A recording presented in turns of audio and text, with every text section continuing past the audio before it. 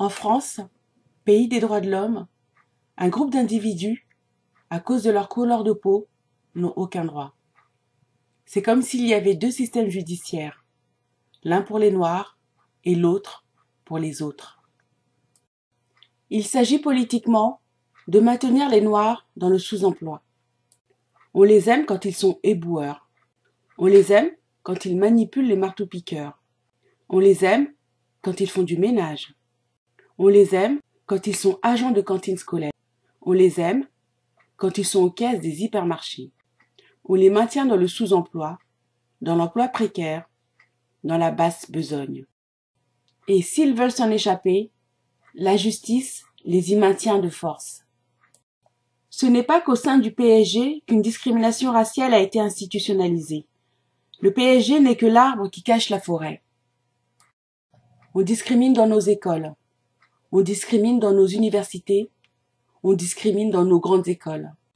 Des enfants noirs qui avaient toute leur place dans nos meilleures universités et nos meilleures grandes écoles sont éliminés avant même d'avoir pu concourir. On utilise la justice pour les éliminer.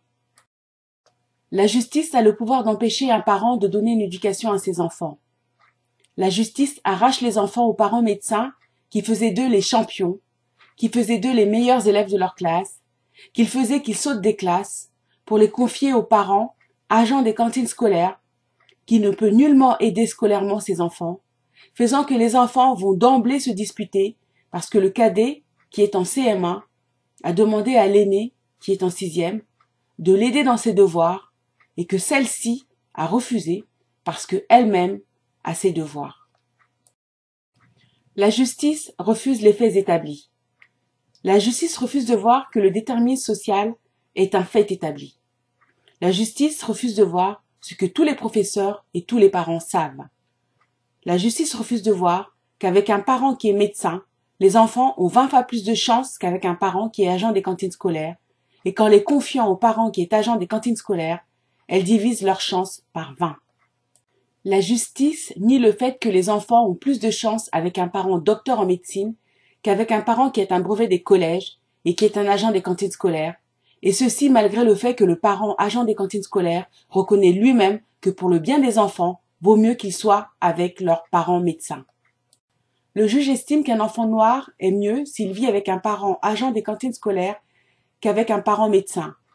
Le juge estime qu'un enfant noir est mieux s'il vit des aides sociales qu'avec un parent dont les revenus mensuels sont supérieurs à 10 000 euros. Le juge estime qu'un enfant noir est mieux s'il est hébergé par une association avec 4 autres personnes dans un logement de 50 mètres carrés, avec 3 personnes dans une chambre et 2 autres dans l'autre, que dans un logement de 175 mètres carrés où chacun a sa chambre. Devant les évidences, la justice manipule.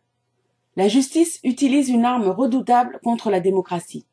En effet, notre système judiciaire des pays démocratiques repose sur le principe du contradictoire, qui est le fait que chacun donne sa version des faits. Afin de n'écouter qu'une seule partie, la justice utilise son arme redoutable, l'urgence. En effet, l'urgence permet de n'écouter qu'une seule partie. Ceci aboutissant au fait qu'en 5 ans de procédure, 5 juges ont rendu 5 décisions, toutes en urgence, de sorte qu'en 5 ans, les juges n'ont que la version d'une partie. Ceci fait que les enfants qui étaient dans la catégorie sociale la plus favorisée est aujourd'hui dans la catégorie sociale la moins favorisée. Les enfants qui étaient les meilleurs de leur classe sont aujourd'hui des élèves moyens, voire en difficulté scolaire. Ceci faisant que les enfants qui vivaient dans ce qui est qualifié de château doré vivent aujourd'hui dans un foyer social. Ceci faisant que les enfants qui vivaient dans un foyer aux revenus supérieurs à 10 000 euros par mois vivent aujourd'hui des aides sociales. Ceci faisant que les enfants qui s'habillaient hier dans les grands magasins s'habillent aujourd'hui avec des vêtements de récupération. Pour mettre les enfants dans cette situation terrible, pour les dégrader ainsi, tout est fait pour détruire le parent médecin qui leur apportait tout, le confort, l'éducation, un patrimoine, etc. Au passage, on gagne beaucoup d'argent sur le dos de ces enfants, puisqu'un enfant hébergé par une association rapporte en moyenne 7 000 euros par mois à cette association, cette somme pouvant aller jusqu'à 10 500 euros par mois, soit un demi-million par an et 1 million en 2 ans pour un parent et 4 enfants. de quoi créer des vocations. Pendant que les enfants se dégradent et s'appauvrissent, les associations deviennent extrêmement riches et manipulent des sommes colossales. Ces enfants sont esclavagisés et rapportent beaucoup d'argent aux associations. Tous les parents qui participent aux réunions de l'association sont des Noirs. Tous les enfants qui participent à ces réunions sont des Noirs. Ces enfants sont confiés aux parents qui les donnent à garder à gauche et à droite. Aux réunions, les enfants sont séparés de leurs parents. Ces situations créent des risques pour ces enfants, notamment les risques d'abus sexuels, de pédophilie. Nous sommes dans un cadre où, en raison de leur couleur de peau, les citoyens sont maintenus dans la pauvreté, la misère, le sous-emploi, empêchés de s'émanciper de ces conditions. Ils sont exploités économiquement et les risques d'abus sexuels sur ces enfants sont réels. Ce texte n'est pas de moi, je l'ai trouvé sur le site de Mediapart, dans la rubrique blog des lecteurs, et je voulais le mettre en parole parce qu'il m'a touché. Je vous mets le lien dans la boîte de dialogue. On devine donc dans ce texte la frustration légitime d'un papa qui est privé de ses enfants. On devine aussi l'amertume par rapport à une femme qu'il a cessé d'aimer et dont il ne voit que les défauts maintenant, et notamment son niveau intellectuel. Je vais passer par-dessus l'échec humain de cette relation de couple qui a failli, mais je vais plutôt me concentrer sur les problématiques qu'il dévoile concernant le système judiciaire, et notamment le fait que les familles noires sont particulièrement visées.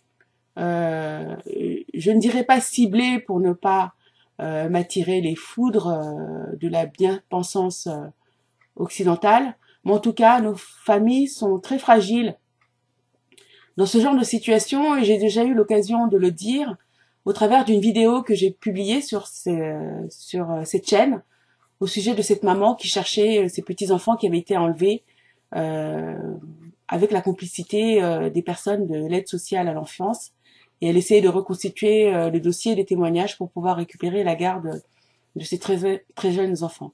Donc nos familles sont particulièrement fragiles dans ce genre de situation, parce que les difficultés économiques que nous pouvons connaître rendent l'éducation des enfants un peu compliquée, et là, les situations de divorce et de séparation et de family feud, de bataille dans le couple, sont aussi de très bons motifs qu'ils trouvent pour pouvoir arriver à la séparation des enfants. Là, dans ce cas, il semble plutôt que un jugement est préféré, confier la garde des enfants à la maman plutôt qu'au papa qui avait quand même une situation sociale bien meilleure. Donc moi, ce qui me frappe, c'est effectivement la tendance, et je l'ai déjà dit, donc du système français à faire en sorte quand même que les familles noires cumulent les difficultés. Et quand les enfants grandissent dans ce genre d'environnement, évidemment, leur chance de réussite est effectivement amoindrie. Ce sont des choses que j'ai déjà analysées dans mon essai concernant les problèmes du système eurocentrique qui, dans son mode d'organisation et dans le système éducatif, fait en sorte que les enfants noirs ne parviennent pas à une émancipation, et en tout cas n'aient pas la possibilité d'avoir toutes les chances intellectuelles, et en tout cas la reconnaissance et le soutien indispensables à la construction d'une identité positive, qui sont quand même des socles pour la réussite sociale et personnelle. Alors il parle effectivement aussi des difficultés de l'ASE. Les témoignages qui remontent sont excessivement alarmants.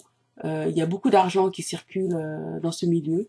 Je vous mets en lien la vidéo d'une maman blanche qui s'est fait enlever ses enfants, et son enfant en l'occurrence, qui explique comment cette association brasse de l'argent pour en obtenant des enfants qui sont placés sous sa garde, sous sa responsabilité.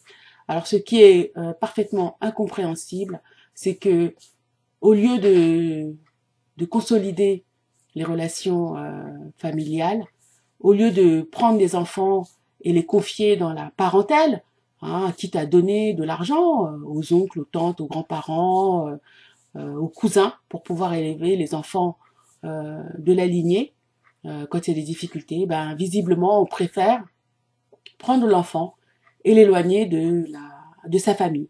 Ce qui, pour nous, Africains, hein, ou de culture négro-africaine, hein, que ce soit nous qui sommes du continent, ou ceux qui sont de la diaspora, que ce soit aux Antilles ou en Amérique, la solidarité familiale n'est absolument pas un vain mot chez nous, et il est absolument inconcevable que la difficulté d'un parent fasse que les enfants de la parentèle soient livrés à eux-mêmes et pire confiés à des parfaits étrangers. Et ça, c'est quelque chose d'absolument incompréhensible.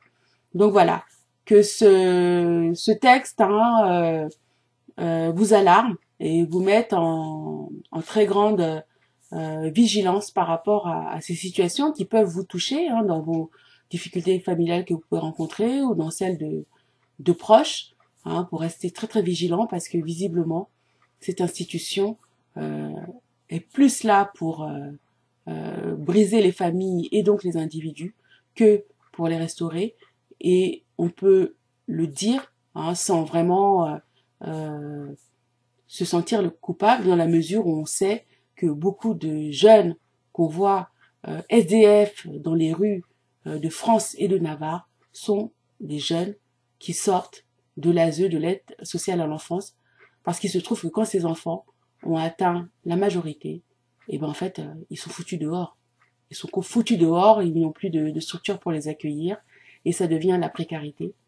Et les liens familiaux qui ont été brisés, effectivement, au bout de 10, 15, 20 ans, et ben en fait, c'est très difficile de les reconstruire. Donc voilà, c'est inquiétant, et il faut s'approprier de cette problématique, et en tout cas en avoir conscience, pour que dans les couples notamment, hein, que les difficultés que le papa et la maman peuvent rencontrer ne deviennent pas un motif pour que l'institution s'immisce pour vous arracher les enfants. Donc il faut faire preuve de beaucoup de maturité, de beaucoup d'intelligence pour savoir taire vos difficultés, savoir les résoudre pour éviter que vos enfants vous soient arrachés purement et simplement en prenant prétexte de ces difficultés familiales, parce que derrière, il y a tellement d'argent qu'effectivement, ça suscite des vocations et l'objectivité des intervenants est à questionner. Hein. Je ne jette pas la pierre à tout le monde, mais il y a tellement de critiques qui remontent par rapport à la gestion de l'ASE et les difficultés que les parents rencontrent à pouvoir voir leurs enfants qui sont placés sont absolument incompréhensibles et choquantes.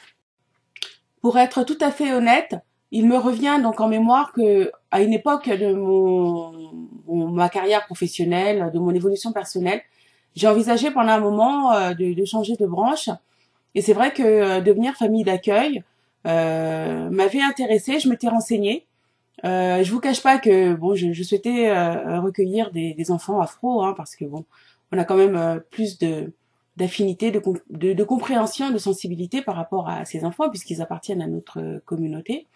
Et donc j'avais assisté à des réunions d'information sur les familles d'accueil et au vu de ce que j'ai entendu, des exigences qu'ils avaient par rapport aux familles qui se portaient candidates pour devenir parents, famille d'accueil, bah, je me suis quand même rendu compte que en fait, ils proscrivaient la création de liens affectifs avec les enfants, quoi. On accueille des enfants comme des étrangers, ces enfants sont à part, parce que si par exemple on a des convictions religieuses et qu'on veut les transmettre à ses enfants et qu'on les transmet à ses enfants, et à ses propres enfants, je veux dire, les enfants qui sont accueillis dans le cadre donc de cet accueil, ben, en fait, ils doivent être totalement ménagés et ne peuvent pas du tout profiter de ces enseignements. Par exemple, si dans une famille on fête pas Noël, et ben il va falloir que pour l'enfant accueilli, et ben on fasse l'arbre de Noël, qu'on offre le cadeau de Noël, etc. Bon, à la limite, ça c'est anecdotique, c'est pas problématique. Mais ce que j'ai vraiment senti, c'est que tout est fait pour qu'il n'y ait pas de lien affectif fort avec ces enfants qu'on accueille. Et ça m'a beaucoup dérangée parce que je ne comprends pas comment on peut élever des petits-enfants sans leur donner de l'affection. Donc, le maître mot dans cette organisation, dans ces systèmes d'accueil des enfants, ben en fait, c'est en fait les élever comme ben, un peu des petits animaux. Le mot est fort, mais c'est presque ça parce que tout attachement est proscrit et quand les enfants sont trop attachés aux familles d'accueil dans lesquelles ils grandissent, et ben en fait, les enfants peuvent être enlevés et être placés ailleurs. Alors, me connaissant et connaissant aussi mes enfants, parce que accueillir un enfant étranger, et on le fait grandir donc avec ses propres enfants, nous sommes très affectueux, hein, et je sais que être dans la retenue par rapport à un enfant, bah en fait, c'est pas possible, c'est pas dans ma nature. Et je me suis évidemment détournée de cette possibilité d'orientation professionnelle parce que je voulais pas me retrouver prise au piège par le système monétaire parce qu'en tant que famille d'accueil, on a de l'argent. Et si l'amour de l'argent prévaut sur bah, l'amour de la personne, en fait, et ben en fait, on tombe dans le système hein, et puis on se met à accueillir des enfants comme on accueille bah, des petites figurines hein, ou des petits vases en porcelaine, juste par rapport à l'argent qui tombe. Et puis, il y a un détachement qui se crée et effectivement, on ne leur apporte pas ce dont ils ont besoin et peut-être aussi ce que nous, on voudrait leur apporter.